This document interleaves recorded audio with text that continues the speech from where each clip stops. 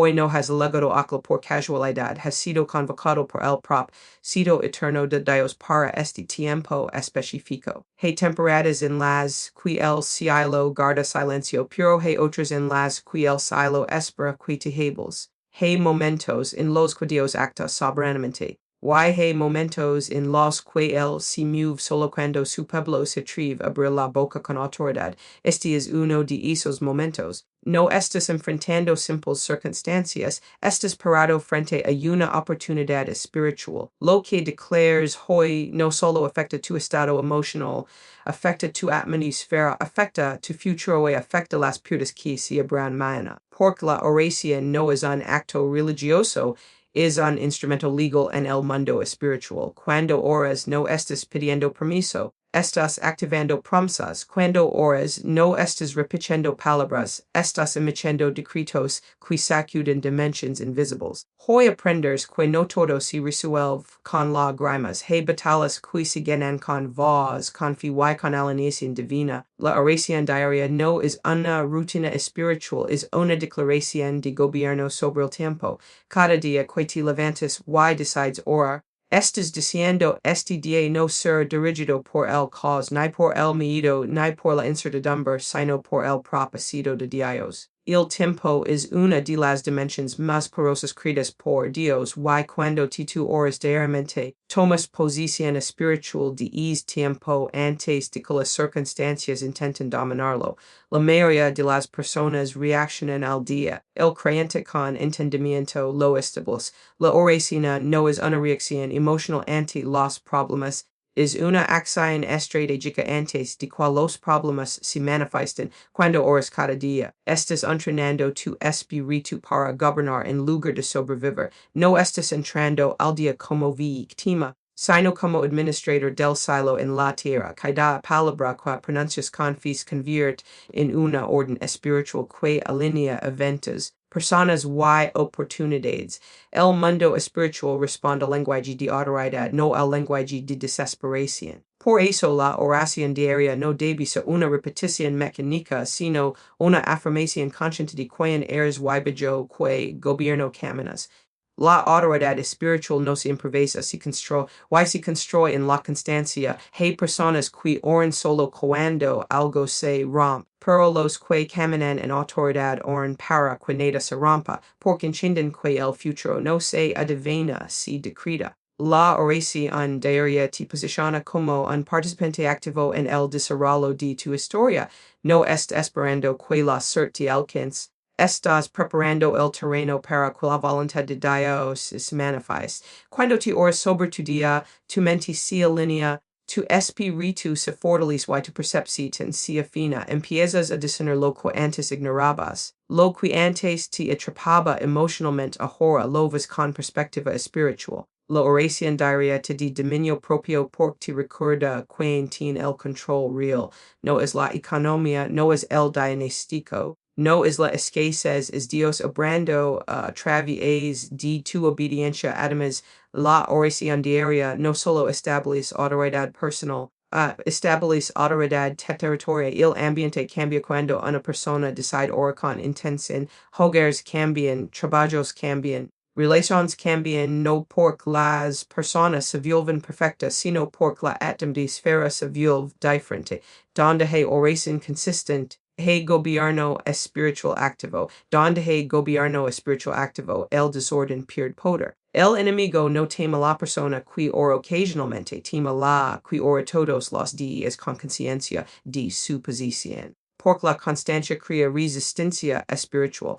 Así como el ejercicio fortalece el cuerpo, la oración fortalece la voz espiritual. Lega un punto donde tus palabras no salen desde la emoción, sino desde la convicción. While la convicción mueve montad as invisibles antes de que veas resultados visibles. Or diariamente es también una forma de alinear con los ritmos de Dios. Él es un Dios de procesos, no solo de milagros instantáneos. Hay cosas que no cambian de un día para otro, pero se transforman cuando se sostienen en oración continua. La autoridad espiritual no se manifiesta solo en momentos dramáticos, se construye en los momentos silenciosos. Cada día que oras, Estes colocando in pedra is el altar de tu destino. Cuando oras diariamente aprendes a hablar distinto, ya no dices ojal, ya no dices talvez, dices establezca. Porque la oración de cambia el lenguaje interno antes de cambiar la realidad externa. Empiezas a pensar como alguien que sabe que su voz importa, no porque seas poderoso por ti mismo, sino porque has aprendido a hablar des la voluntad de Dios. El tiempo de ser tu enemigo y se convierte en tu aliado. Ya no temes el mañana porque lo has presentado en oración hoy. Ya no caminas ansioso porque has transferido la carga al cielo. Ya no reaccionas con nico porque has sembrado autoridad. Y lo que siembras en oración lo cosechas en manifestación. La oración diaria es el puente entre lo invisible y lo visible. Es la línea directa entre tu fe y tu historia. No necesitas entenderlo todo para ejercer autoridad. Necesitas creer que vos ten peso en el reino espiritual. Cada mañana que oras, el cielo reconoce tu paciencia. Cada palabra que declaras, el caos retrocede un paso. Cada día que perseveras, tu destino se ordena un poco más. La oración no elimina la batalla, pero determina quién tiene ventaja. No cancela el proceso, pero define el resultado. No evita la prueba, pro garantiza dirección. Cuando oras todos los días, estás diciendo, hoy no camino solo, hoy no improviso, hoy no me someto al azar. Hoy camino bajo cobertura divina y bajo destino eterno. La constancia en la oración no solo produce resultados visibles, primero produce cambios internos que sostienen los resultados externos. Cuando una persona ora un día y tres no, su fe depende del mismo. Pero cuando ora de manera constante, su fe se convierte en un sistema espiritual estable. El estancamiento no siempre viene por falta de capacidad. Muchas veces viene por falta de persistencia. Hay puertas que no se abren porque no se ha tocado suficientes veces con la actitud correcta. La oración constante no es insistencia humana, es alineación progresiva con el tiempo de Dios. Cada ciclo negativo que se repite en la vida tiene una raíz espiritual que necesita ser confrontada con continuidad. No se rompen patrones con momentos emocionales, se rompen con hábitos espirituales. La constancia crea un ritmo que interrumpe el ritmo del fracaso. Cuando oras de manera continua, liquidas fuerza a la repetición del error, al retorno del miedo y a la costumbre de renderte. La oración persistently dice a tu espíritu que no todo lo que se repite es permanente, y que no todo lo que parece normal es correcto. El estancamiento se alimenta de la pasividad. La constancia en la oración una declaración diaria de movimiento. Aunque externamente parezca que nada cambia, internamente se están moviendo piezas invisibles. Hay procesos que nos activan con una sola oración por requieren maduras espiritual. La perseverancia demuestra que tu fe no depende de lo que ves, sino de lo que crees. Y cuando la fe deja de ser reacción se convierte en posición. La constancia te saca del modo de supervivencia y te introduce en el modo. Ya no oras solo para apagar incendios, oras para construir futuro. Cada día que oras fortaleces tu discernimiento. Empiezas a notar que decisiones te detienen y que les te impulsan. La oración constante te vuelve sensible a los ciclos que debes ser y a las temporadas que debes abrir. Lo que antes aceptabas como inevitable, ahora lo cuestionas espiritualmente. Romper ciclos no significa eliminar pruebas, significa dejar de repetir derrotas. La oración constante no te evita luchas, pero evita que te quedes atrapado en las mismas luchas. Cuando oras con regularidad, tu mente se renueva y tu perspectiva cambia. Empiezas a ver que no todo es personal, que hay procesos que requieren perseverancia y hay cambios que se gestan antes de manifestarse. La constancia en la oración produce paciencia con dirección, no resignación pasiva. El estancamiento también se rompe cuando tu lenguaje interno cambia. La oración constante redefine si hablas contigo mismo. Donde antes de siempre me pasa lo mismo. Ahora dices ciclos termina donde antes as no pudo.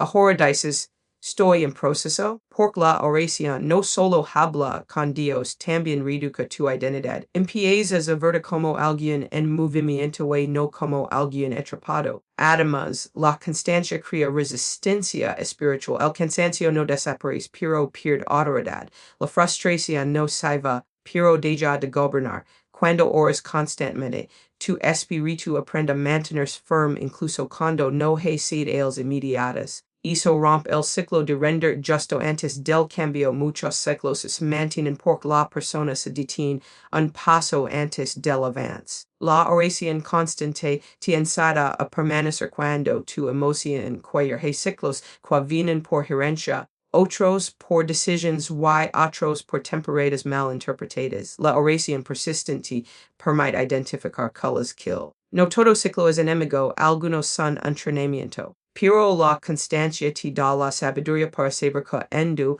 un ciclo debe completo y endo debe romperse. No sigues caminando en automático. Empiezas a caminar con conciencia espiritual. El avance no siempre es rápido, pero es inevitable cuando hay constancia. La oración constante no acelera el tiempo, pero si lo aprovecha cada día que oras, reduces la influencia del pasado y fortaleces la esperanza del futuro. Ya no miras atrás con nostalgia ni adelante con miedo. Empiezas a vivir con expectativa estable, no con ilusión frágil. La constancia también disciplina tu voluntad. Aprendes a orar incluso cuando no tienes ganas. Y eso te entrena para avanzar incluso cuando no tienes emoción. El estancamiento emocional se rompe cuando tu disciplina es más fuerte que tu estado de ánimo. Oración constante no depende del center, depende del compromiso. El compromiso produce madurez. Cuando una persona ora solo cuando está desesperada,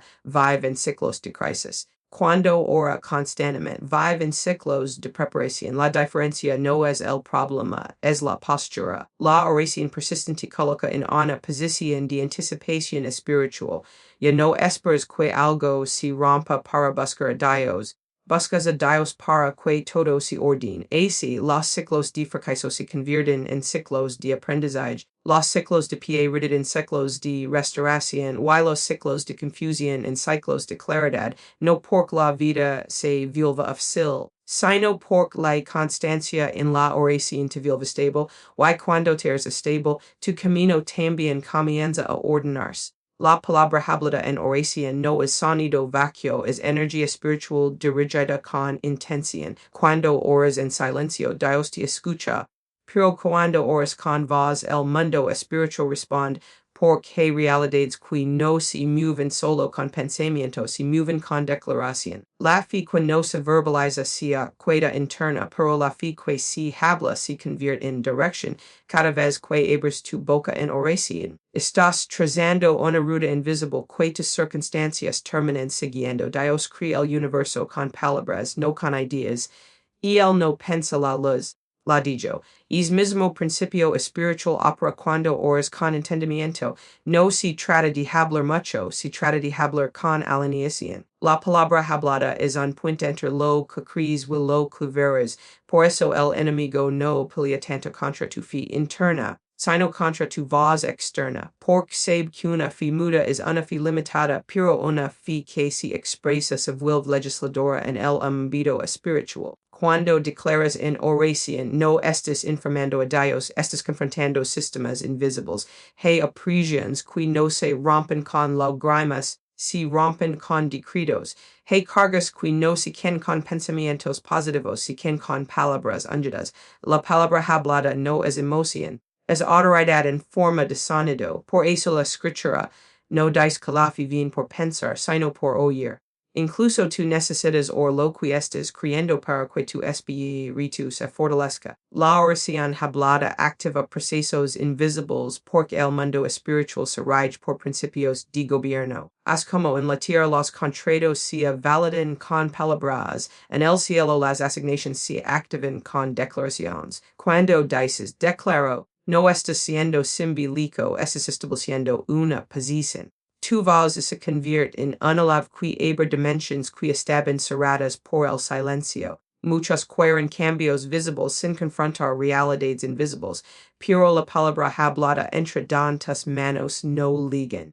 Tu boca pud tocar tu futuro antes de tus pais lo alcancen, pudids hablar vida donde he disgast, puds hablar orden donde he confusión, puds hablar dirección donde he estancamiento, no porque seas poderoso por ti mismo, sino porque estás alineando tu voz con la voluntad de Dios. He oraciones qui son suplicas he oraciones qui son decretos. Ambas son válidas, pero no producen el mismo efecto.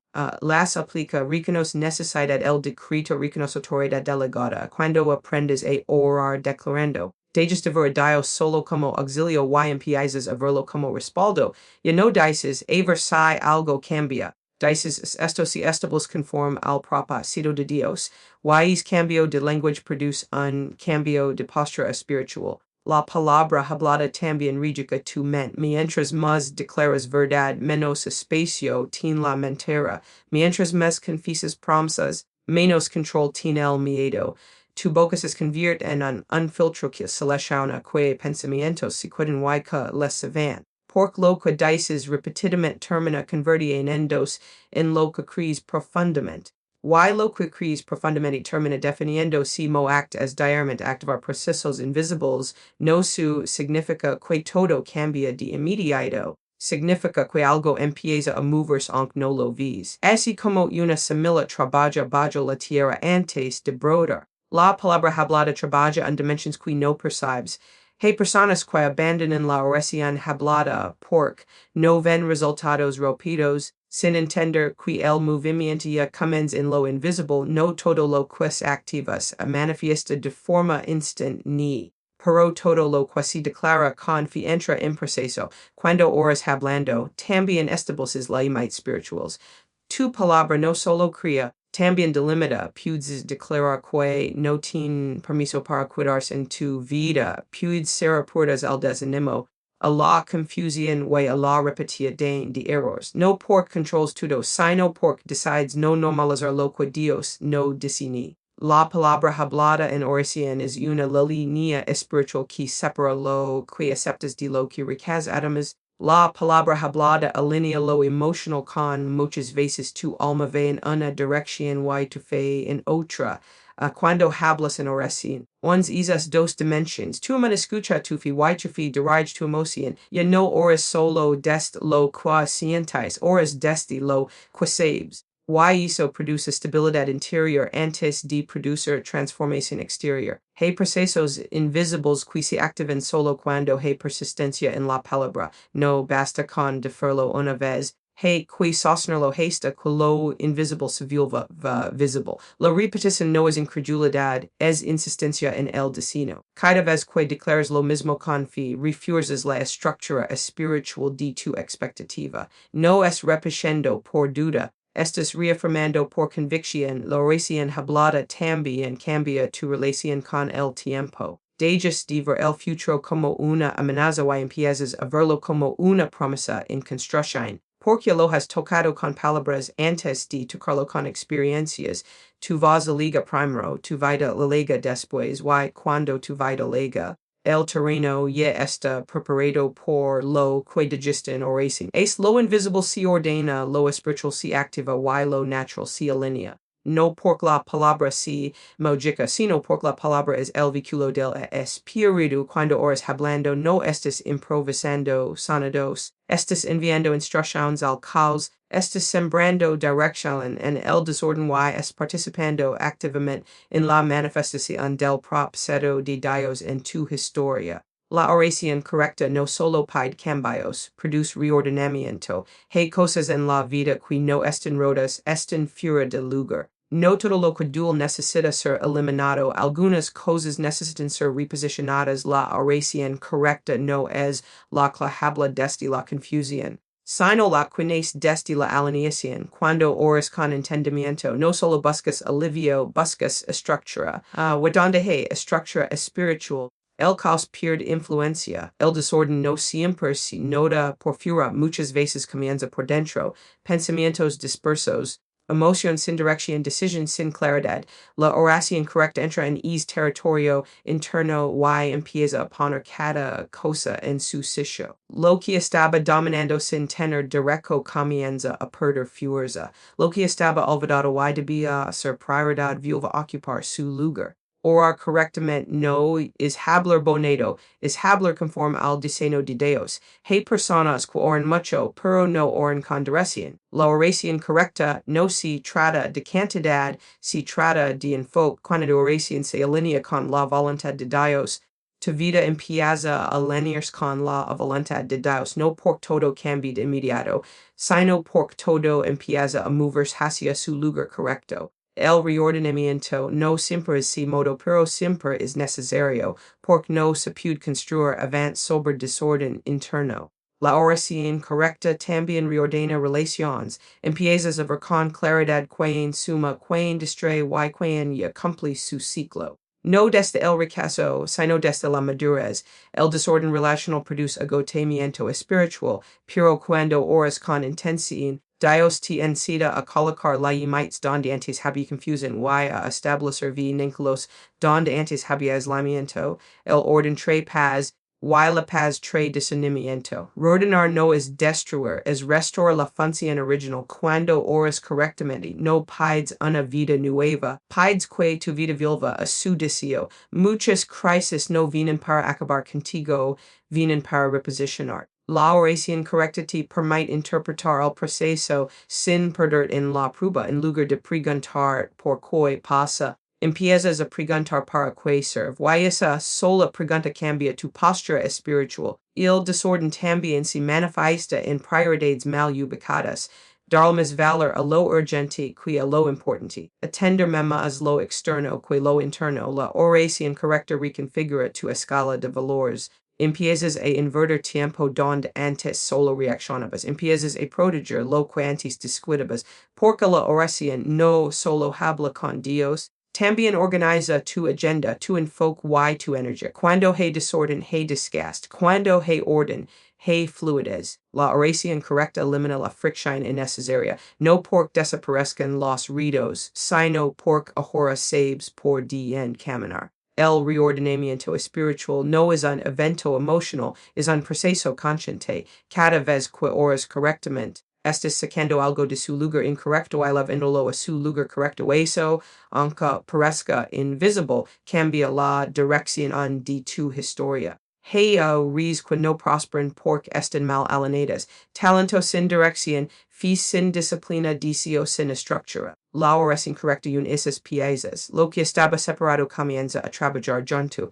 Tu fe deja de certifica se vuelve precítica. Tu esperanza deja de ser vaga y se vuelve específica. Tu caminar deja de ser reactivo y se vuelve intentional. El reordenamiento también implica soltar no todo lo que fue útil sigue siendo necesario. La oración correcta la fuerza para ser etapas sin culpa, no desde el abandono, sino desde la obediencia. Porque cosas que Dios no cuida de tu vida, pero si te pide que las pongas en segundo plano y cuando obedeces es ajust. Si libera espacio para lo nuevo. Además, la oración correcta trae orden emocional. Donde había ansiedad comienza a haber claridad. Donde había confusión comienza a haber dirección. No porque desaparezcan los problemas, sino porque ahora sabemos enfrentarlos. El orden no cuida la batalla, pero define la estrategia. Una vida con estrategia espiritual no camina a ciegas. Reordenar también es reconocer autoridad. Hay cosas que no deben gobernarte, emociones, recuerdos, errores pasados. La oración correcta te devuelve el gobierno interior. Ya no eres dirigido por lo que pasa, sino por lo que Dios está haciendo. El pasado deja de ser un dictador y se convierte en una elección. El presente deja de ser un caos y se convierte en un proceso. El futuro deja de ser una amenaza y se convierte en una promesa en construcción. Cuando Dios reordena, no solo cambia posiciones, cambia funciones. Lo que antes te debilitaba ahora te fortalece. Lo que antes te distraía ahora te enfoca. Lo que antes te detenía ahora te impulsa. no pork las cosas sin diferente, sino pork ti eres diferente. La oración correcta no cambia solo tu entorno, cambia tu forma de moverte dentro de él. As poco a poco, lo que estaba fuera de lugar vuelve a su sitio, tu fe vuelve a ser prioridad. Tu propósito vuelve a ser centro, tu paz vuelve a ser fundamento.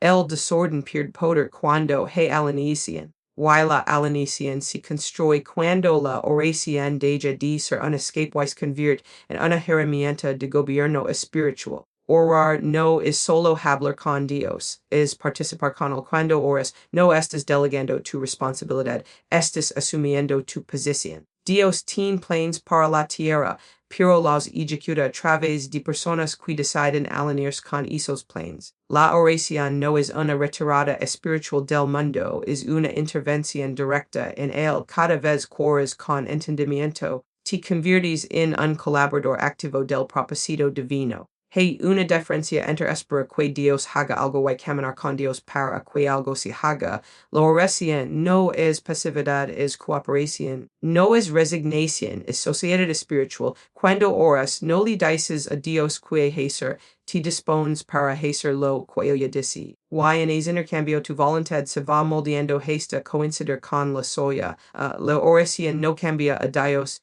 te cambia a ti para que puedas ejecutar lo que el choir hacer. Cooperar con Dios implica escuchar tanto como hablar. La oración no es un monologo emocional, es un diálogo de alineación. En ese diálogo Dios ajusta tus intenciones, corrige tus motivations y redefine tus metas. Empiezas a dar cuenta de que no todo lo que dices es lo que él diseñó. No todo lo que él dice lo habías considerado. La oración abre un espacio donde tu agenda se confronta con su agenda. Lo que sobrevive es lo que est conforme al propósito. Cuando oras desde esa conciencia, tus decisiones cambian. Ya no eliges solo por conveniencia, eliges por dirección. Ya no te mueves solo por impulso, te mueves por convicción. La cooperación con Dios se manifiesta en acciones prácticas en sí movibles, en sí como respondes, en sí mo inviertes tu tiempo, en sí como enfrentas los conflictos. La oración deja de ser un momento aislado y se convierte en un estilo de vida alineado. Dios no necesita manos humanas para ser poderoso, pero decide usarlas para ser visible. La oración es el punto donde lo invisible se conecta con lo visible. Cuando oras, le das permiso al cielo para intervenir en la tierra a través de tu obediencia. No eres un espectador del plan de Dios. Eres parte del mecanismo por el que ese plan se manifiesta. Por eso la oración verdadera siempre produce movimiento. Algo se ajusta en tu interior para que algo se establezca en el exterior. Cooperar con Dios también significa aceptar procesos. No todo se cumple de inmediato, porque no todo se puede sostener de inmediato. La oración te entrena para caminar al ritmo del propósito. Te enseña paciencia sin pasividad y acción sin ansiedad. Empiezas a comprender que hay etapas que nos pueden saltar. Pero si se pueden atravesar con dirección. Eso evita confundes demora con negación. Cuando oras cooperando con Dios, dejas de ver los obstáculos solo como oposición y empiezas a verlos como parte del entrenamiento. La oración no elimina los desafíos, pero te revela cómo usarlos. Lo que antes te detenía ahora te forma. Lo que antes te frustraba ahora te prepara. Porque no estás caminando solo con tu fuerza, estás caminando con propósito compartido. Adams, la oración te enseña a distinguir entre lo que es bueno y lo que es correcto. No todo lo que parece oportunidad lo es. No todo lo que se abre es una puerta de Dios. La cooperación espiritual te da discernimiento para no confundir rapidez con dirección. Empiezas a entender que el plan de Dios no se trata solo de ligar, sino de ligar siendo quien debes ser. Cooperar con Dios también transforma tu manera de enfrentar el fracaso. Ya no lo ves como un final, sino como una corrección de ruta. La oración te permite revisar sin condenar, ajustar sin render y seguir sin perder identidad.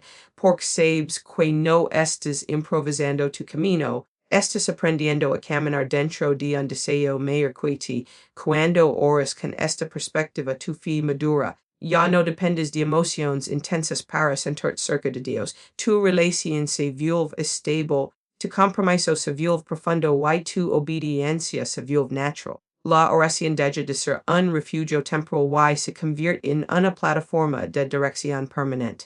As cooperar con los planes de Dios no es una carga espiritual, es un privilegio consciente. No estás tratando de convencer a Dios de que haga algo. Estás permitiendo que él te convierta en parte de lo que hacer. Cuando una persona entiende eso, deja de vivir reaccionando a la vida y empieza a vivir respondiendo al propósito, porque la oración no es solo el lugar donde hablas con Dios, es el lugar donde Dios te integra su obra. La oración no solo consuela, también construye. Hay momentos en que no ves salida porque estás mirando con los ojos del presente y no con los ojos del propósito. La oración crea caminos donde habemos porque introduce la intervención de Dios en territorios donde solo había el limite humano. No todo obstáculo es una señal de detención. Muchas son una invitación a cambiar de nivel espiritual. Cuando oras con fe, no niegas la existencia del muro, pero si niegas su autoridad para detener. Los muros representan aquello que parece definitivo, no una pérdida, un cierre inesperado, una tracy, una oportunidad que se fue.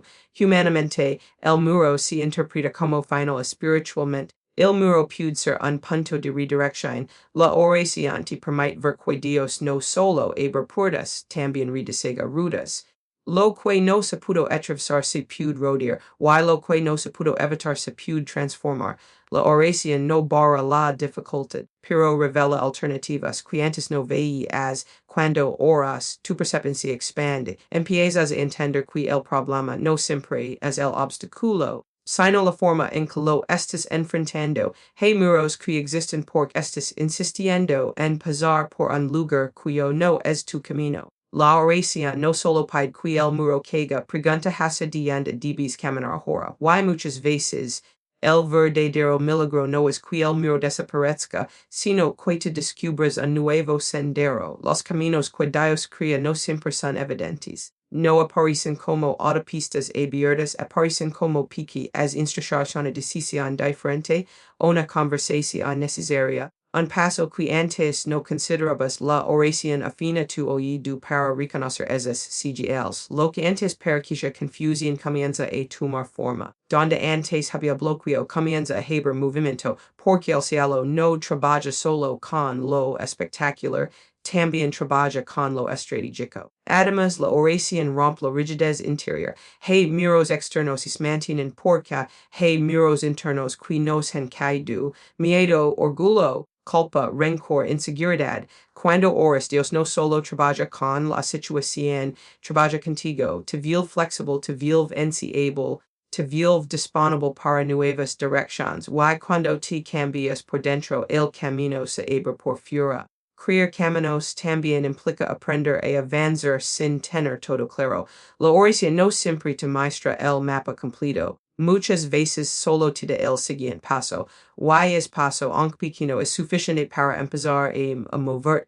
Los muros se vuelven más grandes cuando te quedas inmóvil, pero cuando avanzas en obediencia, descubres que lo que parecía perder solo una curva del proceso. La oración te libera de la mentalidad de encierro. No hay salida y empiezas a decir Dios es yo haciendo una salida. Esa diferencia no es semántica, es espiritual. Porque tu expectativa define tu postura. Si esperas un final te detienes. Si esperas dirección te mueves. Y la oración alimenta esa expectativa correcta. Hay que caminos que no se creen para ir del problema, sino para atravesarlo con otra perspectiva. No todo muro se evita, algunos se superan por encima, otros por debajo, otros alrededor. La oración te enseña qué tipo de camino necesitas en cada temporada. A veces Dios te da fuerza para derribar el muro, otras veces te da sabiduría para no chocar más con él. Cuando oras también se activan personas clave. Dios usa relaciones como puentes. Un consejo oportuno, una oportunidad inesperada, una palabra colega en el momento justo. Nada de eso es casual cuando hay oración constante. Los caminos no siempre son lugares, muchas veces son conexiones. La oración prepara esos encuentros antes de que te los reconozcas. Creer caminos donde había muros también significa que el pasado deja de ser prisión. Lo que antes de detener se convierte en referencia. No en la oración sana la memoria para que puedas avanzar sin arrastrar lo que termina. Porque no se puede caminar hacia adelante mirando siempre hacia atrás. La oración alinea tu mirada con el futuro que Dios está construyendo. Adams cuando Dios crea un camino, no lo es solo para ti, lo es para que otros puedan pasar después. Tu proceso se convierte en testimonio. Tu salida se convierte en señal. Tu avance se convierte en evidencia de que los muros no son eternos. Y hizo fortalecer tu la de los que te rodean. La oración no niega la realidad del muro, pero introduce la realidad del propósito. While propósito siempre es más fuerte que el obstáculo, donde había ser, ahora hay trauncito, donde había la mai, ahora hay dirección. Donde había confusión, ahora hay avance, no porque el muro nunca existe, sino porque Dios no se detiene frente a muros, él desiga caminos.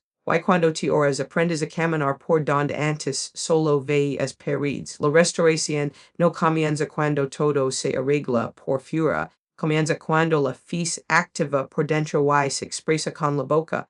Hay procesos que no avanzan porque la fe se queda en pensamiento y nunca la lega palabra. La fe que no se verbaliza se vuelve pasiva. Pero la fe que se habla se vuelve participante. Cuando declaras lo crees, es dando permiso para que lo invisible empiece a trabajar a favor de lo visible.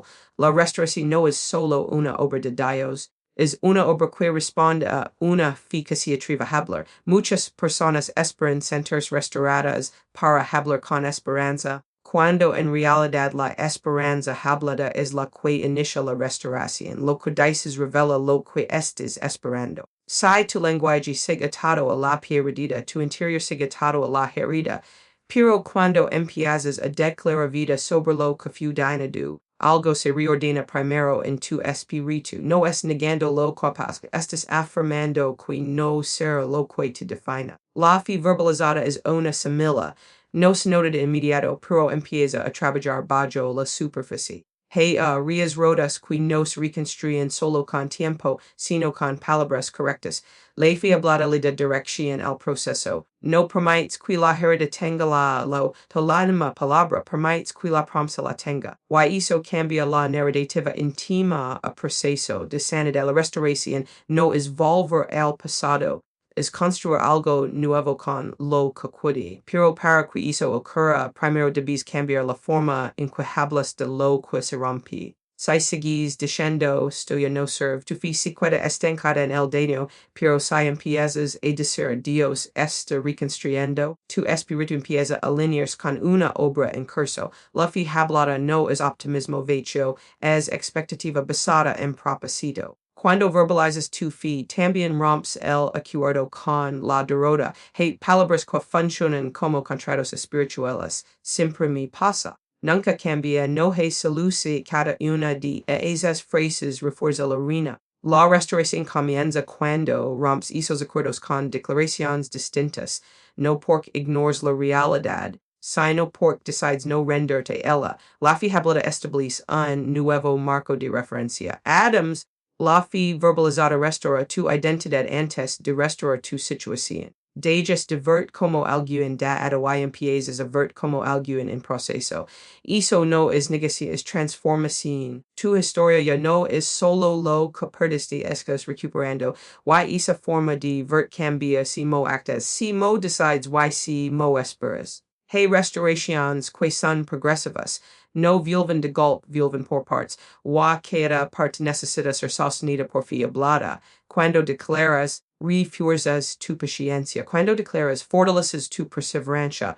Cuando declaras, proteges tu esperanza del cansancio. La fe hablada no acelera el tiempo, pero evita que abandones el proceso. La restauración también requiere que hables con tu pasado sin cuidar en él. Reconoces lo que dolí, pero no lo coronas como definitivo. La fe hablada te permite honrar las lecciones sin idolatrar la herida. Ya no repites la historia des la cuya la repites des la superación. Y hizo libera tu futuro del peso innecesario verbalizar fi también ordena tus emotions. El miedo pierde volumen cuando la esperanza gana voz. La tristeza pierde control cuando la promesa gana espacio. No porque desaparezcan los sentimientos, sino porque no gobiernan solos. La fija hablada introduce otra autoridad dentro de ti. Empiezas a sentir distinto porque empiezas a creer distinto. Y empiezas a creer distinto porque empiezas a hablar distinto. La restauración no se decreta en un solo día, pero se inicia en un solo momento. Cuando decides cambiar tu lenguaje, es momento puede parecer pequeño, pero es decisivo porque mientras sigas hablando desde la pie redida, vavares mirando hacia atrás, pero cuando hablas desde la fe, comienzas a caminar hacia adelante. La fe verbalizada también prepara el terreno para lo nuevo. No puedes recibir restauración si sigues confesando ruina. No puedes sostener avance si sigues declarando fracaso. Lo que dices crea espacio interno para lo que Dios quiere hacer. La restauración entra primero por la boca y luego por la experiencia. Es la fe hablada se convierte en el punto de partida del proceso restaurador, no porque tus palabras sean mágicas, sino porque alinean tu espíritu con lo que Dios está haciendo, o cuando tu interior se alinea, tu exterior empieza a responder. La restauración no llega primero como resultado, la liga primero como declaración, y lo que se declara con fe. Tarde o temprano se manifiesta como transformas. La disciplina espiritual no es rigidez religiosa, es dirección sostenida. No se trata de hacer cosas por costumbre, sino de construir una vida con intención. La transformación tangible no nace de momentos intensos, nace de hábitos constantes. Cuando una persona decide establecer disciplinas espirituales, no es buscando perfección, está buscando formación. Porque lo que se practica con regularidad termina modelando lo que se vive con naturalidad. La disciplina espiritual ordena lo invisible para que lo visible pueda cambiar. Antes de que se transforme la conducta, se transforma la conciencia. Antes de que se modifique la dirección externa, se ajusta la bravura interna. La disciplina no empieza en lo que haces, empieza en lo que decides sostener. Y cuando sostienes una práctica espiritual, estás diciendo que tu crecimiento no depende solo de emociones, sino de convicciones. La transformación tangible no ocurre por accidente, ocurre cuando hay estructura. Es como el cuerpo cambia con entrenamiento continuo y no con ejercicios esporádicos. El carácter cambia con prácticas espirituales estables y no con impulsos ocasionales. La disciplina crea un marco donde la fe puede madurar sin depender del ánimo. Ya no vives por hechos, vives por procesos. Y un proceso bien cuidado siempre produce fruto. La disciplina espiritual también redefine tu relación con el tiempo. Dejas de verlo como enemigo y empiezas a verlo como aliado. Entiendes que cada día es una oportunidad de sembrar algo que mañana se verá. No esperas un gran evento para cambiar, permites que los pequeños actos repetidos hagan su trabajo. La transformación tangible no liga con ruido, liga con constancia. Además, la disciplina te enseña a gobernar tu voluntad. No todo lo que quieres hacer es lo que debes hacer. No todo lo que sientes define lo que eliges. La disciplina espiritual fortalece tu capacidad de desear si lo que edifica y no lo que debilita. Y esa capacidad no nace de la fuerza humana, nace de la práctica espiritual sostenida. Cada vez que eliges lo correcto, aunque no si modo, tu interior se fortalece un poco más. La transformación tangible también se nota en si como respondes a los desafíos. Antes reaccionabas, ahora discernes. Antes te desbordabas, ahora te afirmas. Antes te rendías para perseveras, no porque los problemas hayan desaparecido, sino porque tu estructura interna es distinta. La disciplina no cuida las pruebas, pero cambia la postura con la que las enfrentas. Y esa postura determina el resultado. La disciplina espiritual crea coherencia entre lo que crees y lo que haces. La fe deja de ser solo una idea y se convierte en un estilo de vida. Tus decisiones empiezan a reflejar tus valores. Tus espíritus empiezan a respaldar tus oraciones. Tu comportamiento empieza a alinearse con tu esperanza. Y esa coherencia produce estabilidad. Ya no vives dividido entre lo que dices y lo que practicas. La transformación tangible también se manifiesta en tus relations. Empiezas a escuchar mejor, a hablar con más intención, a reaccionar con menos impulso. La disciplina espiritual no te aísla, te ordena, no te vuelve frío, te vuelve consciente. Aprendes a responder desde principios y no solo desde emociones. Y eso genera vínculos medios sanos, más claros y más duraderos. Adams, la disciplina espiritual te prepara para sostener lo que pides. Hay bendiciones que no se pierden por falta de fe, sino por falta de estructura. La transformación no es solo recibir algo nuevo, es poder mantenerlo. La disciplina te entrena para administrar lo que liga, no solo te transforma para avanzar, te transforma para permanecer. La disciplina también combate la inestabilidad interior. Cuando no hay estructura, cualquier viento mueve. Cuando hay disciplina, hay firmeza. No porque seas inflexible, sino porque tienes rise. Hoy una vida con rise no se quiebra fácilmente. La transformación intangible se nota cuando ya no eres arrastrado por cada emoción ni detenido por cada temor. Empiezas a caminar con continuidad. La disciplina espiritual no te convierte en alguien distinto de un día para otro, pero sí te convierte en alguien diferente con el paso del tiempo. Lo que antes era lucha se vuelve hábito. Lo que antes era esfuerzo se vuelve natural. Lo que antes era externo se vuelve interno. Y eso es transformación real cuando el cambio deja de ser forzado y empieza a ser parte de ti. La transformación tangible también se refleja en tu lenguaje, en tu enfoque y en tu ritmo. Hablas con más claridad. Miras con más dirección y avanzas con más constancia. No necesitas demostrar tu cambio, se nota en tu manera de vivir. La disciplina no busca aplauso, busca estabilidad, while la estabilidad produce frutos visibles.